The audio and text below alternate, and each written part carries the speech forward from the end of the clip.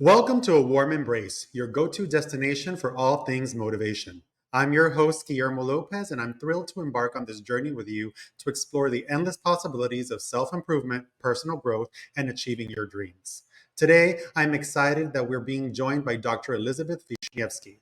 Dr. Elizabeth is a Webster and perinatal certified chiropractor working at the intersection of clinical practice, social justice, and somatics. She's passionate about holistic perinatal education and care for all people. As a person with visual impairment who has experienced over 30 surgeries, she enjoys helping others turn their challenges into assets. Dr. Elizabeth practices in Ventura and Santa Barbara, California, as well as virtually. Welcome, Dr. Elizabeth. How are you? Thank you so much for having me here today. It's such an honor. You're very welcome. Well, thank you very much once again for joining us. Let me offer a bit of context about what we mean by a warm embrace. It's about cultivating an environment where individuals are not only acknowledged, but truly valued, understood, and embraced. We've built an ecosystem focused on ensuring that everyone feels seen, heard, and loved. And this is the guiding principle that extends across various dimensions of life, which is personal, professional, emotional, and spiritual. Once again, we're genuinely delighted to have you, Dr. Elizabeth, and we're excited to learn more about from your unique perspectives and insights. So, without further delay, if you're ready to embark on this enriching journey with us, I am too. Yes, let's do it. Great, let's dive in. So, today we'll be talking about overcoming obstacles and turning challenges into opportunities for growth. Considering your personal and professional backgrounds, why don't you start off by telling us what today's theme means to you? So I've had a lot of challenges with, like you mentioned in my bio, over 30 eye surgeries for a really rare eye disease. It's a retinal disease where my retina is detached and I had bleeding in my eyes. And so slowly over time, I grew up being able to see and then I lost my vision over time. That's a big challenge, especially losing my eyesight in one eye when I was 14 and then my other eye when I was 21 and had just finished undergrad and was on a path to law school and had just taken the LSAT. And then the universe provided me with this opportunity to go in a really different direction. And so I'm in a place now of gratitude and love and joy and really reverence for that experience. When I was young, it was hard and it was a big challenge. So that's kind of where I'm diving in today under this topic.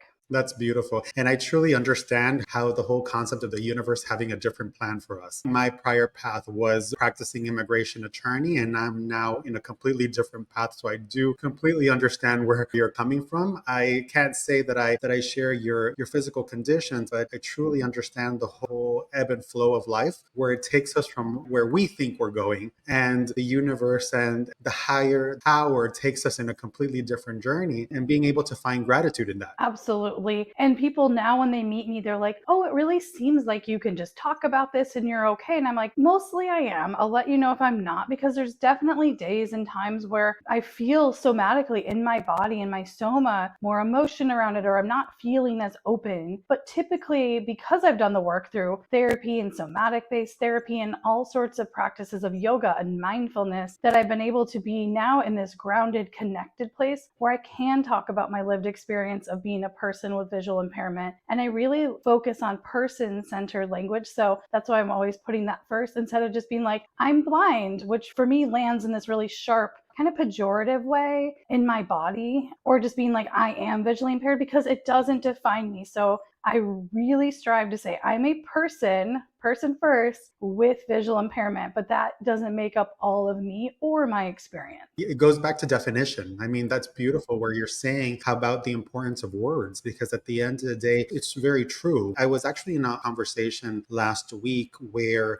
I was having dinner with some friends, and one of my friends had mentioned that she was having a rather rough beginning to her year. And she mentioned that the rough beginning to her year is because her business wasn't doing well. And the reason that she said it is because we had been in a prior call with some other friends of ours, and she said, I didn't feel like I could offer anything in terms of my wins because my version of myself is my business. It struck a chord with me because the truth of the matter is that many of us, we tend to define ourselves by what we do when that's not realistically who we are. That's a part of who we are, but that's not who defines us. And that the verbiage, how you're mentioning that you are a person first and we are all people first, and the way that you say that is actually a beautiful thing. It's a reminder of how we need to go ahead and express ourselves, that we are people first, and what we do is secondary or tertiary to that effect. Yeah, absolutely. And I coming, from being a business owner and an entrepreneur, that can be really challenging because Hmm. I know I spend a lot of late nights working on my other businesses and I'm going, and I'm like, I'm a doctor, I'm this, I'm that.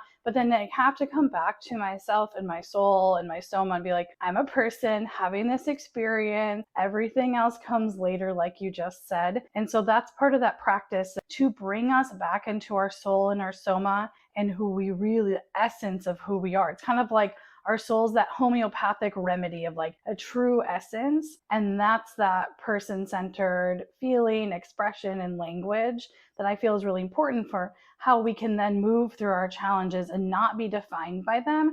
We can certainly learn from them and they're part of us and our experience, but they don't have to be our entire identity. Very true. Very wise words. So let me go ahead and dive right into one of the questions that I wanted to ask you. Can you share a personal story or experience where you faced a significant obstacle and turned it into an opportunity for growth?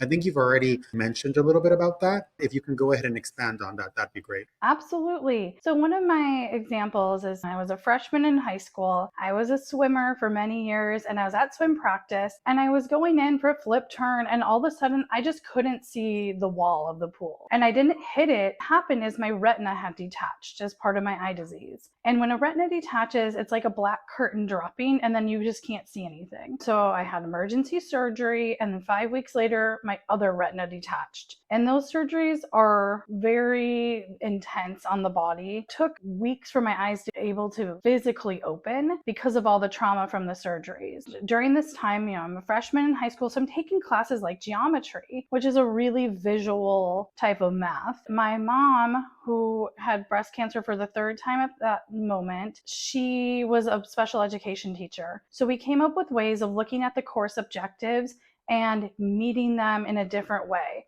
She created these pegboards with nails and rubber bands so I would feel the shapes such as a triangle and do the Pythagorean theorem. And I really learned how to do things in a different way, even though I still today consider myself a visual learner.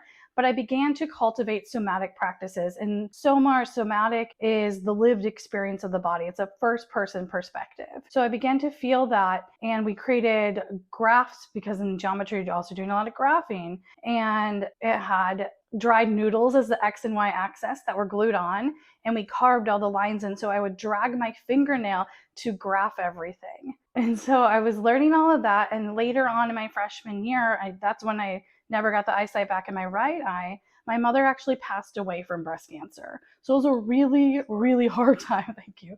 We're coming up on the 25th anniversary here in like a week and a half since this happened, which is pretty wild to me. And but also special because her memory is like so deep with me and in my body. But she really set me up for success. And so jumping ahead 7 years or so, graduate undergrad with an environmental studies, political science double major. I was really interested in environmental law. I studied abroad 3 times, working on environmental and social justice issues throughout the Americas. Was on this journey, have my 30th eye surgery, and I was supposed to gain more vision back in my left eye because I could still see out of it.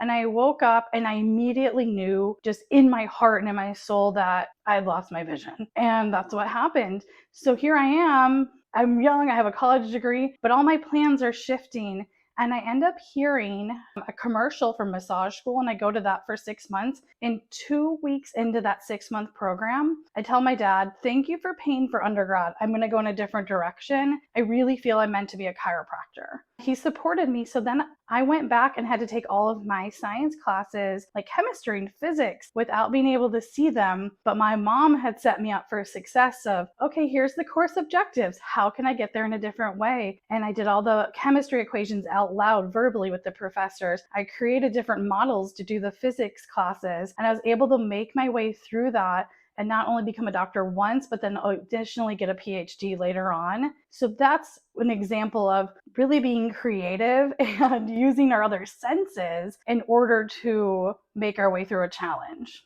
That's amazing. The story behind this, it actually leads well with innovation, which is actually this week's theme that I'm exploring. And one of the quotes that I was really listening and resonating with was the concept of call for innovation, and innovation leads to progress. And so, with regard to how you needed to move forward, there was this knowing, but the support that you received from your mother, I find it serendipitous the fact that we are right now this week talking, and it's 25 years nearly to the passing of your mother. And the theme that we're speaking about today or this week works hand in hand, and how it goes to actually overcoming whatever challenge that we need to overcome, and how we can go ahead and find the beauty and find the blessing where we need to find it. That's a beautiful synchronicity. Yes. Let me go ahead and ask you, and I wanted to go ahead and move on to the next role, because at the end of the day, it really goes hand in hand with how you went ahead and pivoted.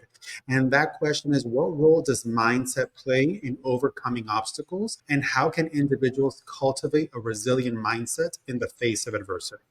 Well, another example coming from my mom is we had our job charts up on the refrigerator. The last thing on everyone's list, including my parents, was, what was your attitude today? And we had to be really honest. Did you have a positive attitude? And this doesn't need to come out of a place of toxic positivity or spiritual bypass where we're just like glazing over, but it's a true check in with yourself of, how was I dealing with my adversities today? What was my attitude? Because at the end of the day, that's all we can really control is our reaction, our attitude. We can't control all the other variables around us. So that really helped me. And then after chiropractic school, and I learned all these tools, I became a yoga teacher. And that is what shifted my mindfulness practice of getting deeper into meditation and breath work. And eventually I learned to play the Indian instrument, the harmonium, and chant kirtan, dropped more into that experience of just being present, creating my own rituals where I'll use sage spray or rose water spray. And it's those moments of mindfulness. And it doesn't need to be that you're sitting on a bolster or yoga mat for hours a day meditating. You could be washing your dishes and be mindful. You could be petting your dog and being mindful. So finding those moments where you just drop in and you're present and you're noticing, oh, my breath is slowing down. I feel my heart slowing down. You're being present with that interoceptive awareness of what's happening within your body. That for me is mindfulness. It doesn't need to be anything fancy. It can just be a breath, a moment. And having those throughout the day really helps me reconnect to myself and my purpose. That's excellent. And I use those moments as well, because I think that in those moments in my life, I find a way to reconnect with myself. And when I'm able to reconnect with myself and find my center, if you will, it really allows me to put my best persona, my best essence forward. Because if not, then I'm not doing any service to anybody. I'm not doing a service to myself. I'm not doing a service to my loved ones. I'm not doing any service to my team members, because if there's a separation between myself and them, there is no genuine connection. When we take a moment to really connect with ourselves, then that goes to the beautiful connection with others. And that mindfulness thought is really key, especially when we can go ahead and really be able to allow for that interaction between ourselves and those people that are around us, and also that higher power that's with us. Absolutely. And we have to be connected in ourselves first in order to better connect with people around us or animals around us, nature, all of that. So again, it's coming back to, it's not that you're self-centered, but you're recentering yourself. Yes, I like that. And sometimes we find that difficulty when we're thinking about self. We think about we can only be our best to others when we truly are able to care for ourselves. Agree 100%. And it can be challenging to be like, am I selfish right now? And then to recenter, take a breath, take a moment and be like, no, this is okay. I needed to go get this massage or do this yoga class or whatever it may be to come back, and then you can give more. And you mentioned something early on in one of your answers where you were talking about the moment that you have to go ahead and sometimes think about, you didn't necessarily use this word, but I interpret it as you were in a lower vibration where you needed to go ahead and check in with yourself, how you're doing. And it goes back to the words that we're using. So with that, what are some potential pitfalls and or obstacles that individuals may encounter when trying to overcome challenges, and how can they be addressed? I see this often in my practice where my practice members as a perinatal chiropractor, I'll be like, you're in your head right now. Let's drop into your body. So I think we can get up there and kind of float away and not be present with ourselves or anything around us. And that's the biggest thing I notice, especially because I take care of a lot of pregnant people, and I'll see people while they're in early and active labor. And I'm like, let's drop in, let's use our voice. You said vibration earlier, like we can change our tone and vibration by singing or dancing, praying, meditating, all of that. So what I noticed, the biggest pitfall is being in our head. And I really truly believe that Descartes did us a disservice as humans of saying, I think, therefore I am, because that's a separation, saying mind over matter. But when we look at the root word of matter, it comes from Sanskrit, mata, which is mother. And so we're separating from ourselves, from the great mother archetype. And so I really try to say body-mind connection instead of mind-body, and remember that they're equal and they're not separate. That's a very interesting concept. I had never thought about it. We hear often the mind-body connection, and I guess it does go back to theories and philosophies where, as you say, Descartes said, "I think, therefore I am." But the truth of the matter is that yes, you're very right. Our bodies are just as powerful and important as the mind, and we seem to really create a separation there because we've always think is like, oh no, I can go ahead and overcome this because if we put our mind to it. Well, that could very well be true, but we are negating the truth of the fact that we are body as well, especially when we consider the whole notion that we are spiritual beings living a human experience. We need to actually care for that body that we're using to live that experience. That's a vehicle for our evolution, or whatever your practices and beliefs might be, if your practices are around things like reincarnation. But we do need to, because the soma, the body, it's so important to our lived experience and being present with that. And so I feel that it's important in order for us to be in this space where we can embrace both the masculine and feminine energies within all of us and be in that place of homeostasis or balance. That body-mind connection is really important. And you mentioned before, obviously, I see the innovation and the creativity and the perseverance that you've had to employ in your life to go ahead and be able to pivot and be able to accommodate your different situations and your different experiences. With that being said, how can individuals maintain motivation and perseverance when facing long-term or recurring obstacles? First off, you got to be like, hey, I'm a human and I'm not going to be perfect at this. And recognize this is a practice. Just like I practice chiropractic as a doctor, you practice law. It's all a practice. And so giving yourself some grace and ease around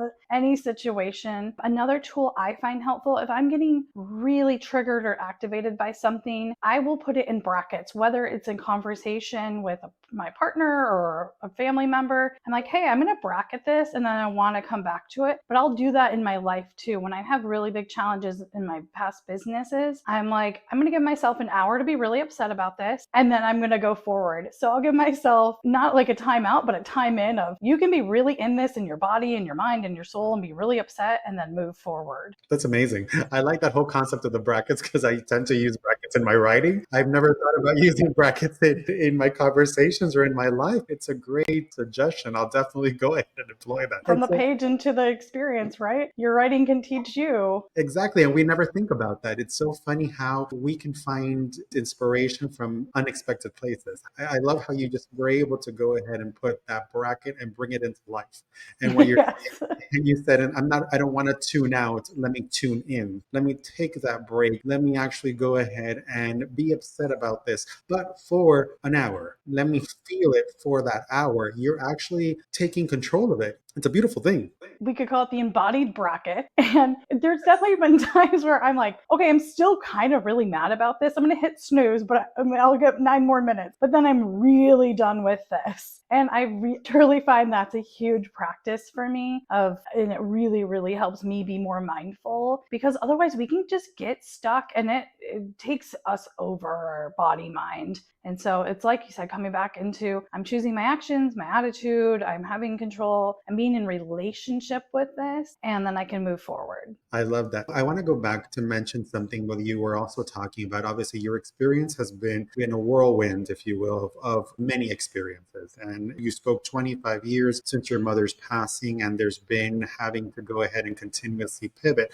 But aside from moving forward, which you've evidently done, you have your chiropractic practice, you also have the yoga practice, and the people that you're helping, you've undoubtedly suffered setbacks, as you mentioned, that there was that moment where, despite the fact that you were expected to get better, you knew that you weren't going to get your sight back. And so, with that said, in what ways can setbacks or failures be a valuable learning experience?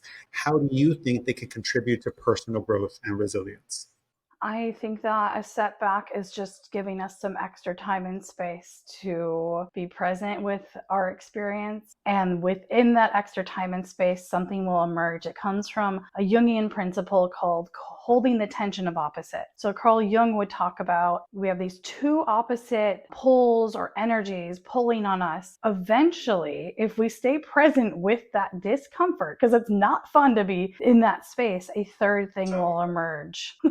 So if you stay with it, this other energy, this other idea will emerge. So being in that setback, but also being like, oh, I should be in this other space. Just be present with it and wait for it to call to you. Maybe in your dreams or when you're writing, you're painting. Just keep expressing yourself at however you want, dancing, writing music, and that other thing will come forward. So I think it's just giving us time for that third thing to emerge, call us into the next part of our life. I love that. I've always been one that I've subscribed to that saying where it says, if you sit in the problem long enough, the answer will come. It's really sitting in that pressure cooker of life. But I loved what you just said. You just said, that's fine. We can go ahead and be in that discomfort. We need to be in that discomfort. That's how we grow. But that doesn't necessarily mean that we have to suffer through it. You just said, let me sing through it. Let me dance through it. And let me go ahead and, by doing so, open myself to that answer from the avenue or from the side that I wasn't necessarily expecting. When I think about how I would think, it's the whole concept of sitting in that pressure cooker. I think of a pressure cooker, what is going on in there. The ingredients aren't enjoying it, but if we change that mindset, it goes back to the mindset. Let me go ahead and sing through it. Let me dance through it. Let me live through it. It makes the discomfort bearable, more bearable, because we're already allowing for the next to come. And I like that you're using pressure cooker because it reminds me of true alchemy, of turning lead into gold. And the alchemists, that was their actual literal physical goal. But it had to go through 7 stages. And there's fire twice, there's coagulation, there's all these different phases in alchemy. And our soul is going through alchemy as well, if we look at it from a Jungian perspective like that. And that's where my PhD is in depth psychology, so it's all Jungian based. And so we're in that pressure cooker, we're in that muck. I mean, Jung would call it the prima materia, which is, prima materia is like the primal forces of material of life, like we're coming from the earth. And so it takes time to turn our souls and ourselves into gold. That's not an easy feat. And so we have to be in places and phases that are really uncomfortable and be with it. It's true. And I'm so grateful for it, to borrow from the metaphor for these nuggets, these golden nuggets that you've shared with us, because at the end of the day, it's amazing. And I've listened to what you've said throughout my different questions. You've given me just a completely different perspective. And I love that, beginning with just our words, being able to go ahead and focus on our mindset. You said how you speak to your patients, where you're in your head, let's move to your body, giving that deference to that body, because we are truly experiencing this life as mind and body. And I think that's a beautiful thing. And then going to that pressure cooker, because the truth of the matter is that yes, that's one of my practices that I would, even to this day, I'm still trying to find peace with, find love with, is the whole idea of being comfortable with the uncomfortable, finding the best in the discomfort. But you just give me such a tool, because I'm one of those people that loves to dance as if nobody's watching. I've always been that type of person. You know what? I'm going to dance. It doesn't matter if I know the steps. I'm going to dance as if nobody's watching. I want to enjoy myself. I want to enjoy the life. But I never thought to go ahead and think in my moments of utmost discomfort, dance through it. Yeah. And I really enjoy that. And so with that, I want to give you an opportunity to give us your nuggets, to just go ahead and say, what are the key takeaways that you want to go ahead and offer? I mean, I know that I grabbed a whole bunch, but I want to go ahead and give you the opportunity just to go ahead and say, you know what? If there's anything out of this episode that I want you to take, this is it. Wow, yes.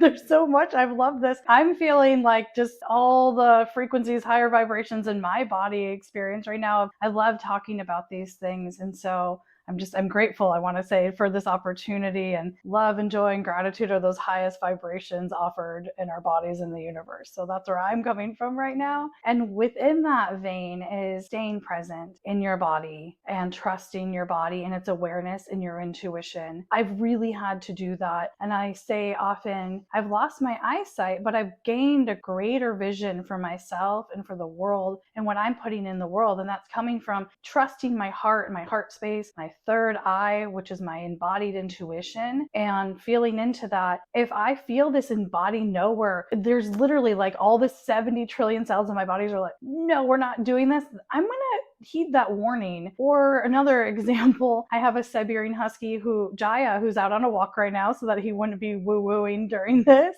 But when I met him at the shelter, I grew up with dogs my whole life, but I don't typically stick my hand in the kennel at a shelter without knowing a dog. And it's on video. Stuck my hand in his kennel and I started crying. And on the video, you hear me go, I love him. And we just connected. It was like this amazing intuitive third eye energy connection. And he's been with me for over 5 years now. And that for me was an embodied yes. And so I wait for those cues. And even as a perinatal chiropractor, I tell my practice members, hey, a lot of chiropractors will adjust through things, but if your body gives me a no, I'm not going to do that, because it's more important for me to know when not to adjust than to adjust. I wait for those cues and I feel it. And that's a practice in itself of being really somatically aware of your body. But when you can get to that place through your own practices, and it doesn't have to be yoga, but that's certainly been a tool and a vehicle for me to get to that place of embodied awareness. So my nugget is be present, be mindful in those moments, like we started off talking about this at the beginning, because that's what you are in control of. And those moments will build up so that when you're facing these bigger challenges, you have tools and you know how to come back into your breath, into your parasympathetic rest and digest part of your nervous system. Instead of being fight or flight or freeze or fodder, you don't have to be there. Like, we have tools and resilience. And the last thing I want to say is, when I do my morning ritual and prayer, I ask for kind and loving and gentle lessons, because they can come really harsh. And so I'm always putting the universe, like, I'm really open to all these lessons, but please be gentle with the lessons so that I can take them on one at a time. That's beautiful. I don't think you gave us nuggets. I think you gave us an entire ore. Awesome. Thank you so much, Dr. Elizabeth. We truly appreciate your time and your insights and your stories. One of the things that we love about A Warm Embrace is really giving platform for the sharing of stories. There's one thing that I believe is that we all have a story to share, and we can all learn as a collective from those stories, because all of our experiences, although not necessarily original, they're unique to us. They can teach so many different people when we have that willingness to share. So thank you so much for your time. And I want to just go ahead and ask you one more thing. If our followers were so inclined and they want to go ahead and be able to reach out to you, if they want to be able to interact with you, how can they go ahead and find you? The best place to find me is my Instagram, and it's Dr. Elizabeth Wisniewski, and I can send that to you for the show notes or wherever you want to put that. But it's Great. just my full name, and that's a great place to follow me. Constantly putting out content there. Perinatal focus, but I mean, there's a lot of mindfulness woven in as well. Great. Well, thank you so much once again. This has been a real treat for me personally, and also I know that it will be a retreat for our audience, because the information and the insights that you gave us have been heaven sent. So thank you once again. Thank you so much. And to our wonderful viewers and our wonderful listeners, thank you again for giving us the space to be able to bring this episode to you. As always, you know that A Warm Embrace is available on all major social media platforms, and our podcast is available on all the podcast platforms along with YouTube. So we thank you. And as always, from our hearts to yours, A Warm Embrace. Thank you for watching. If you enjoyed this video, Please consider supporting us by liking and subscribing to our channel. Your small gesture means the world to us and helps us continue creating more content like this. See you in the next video.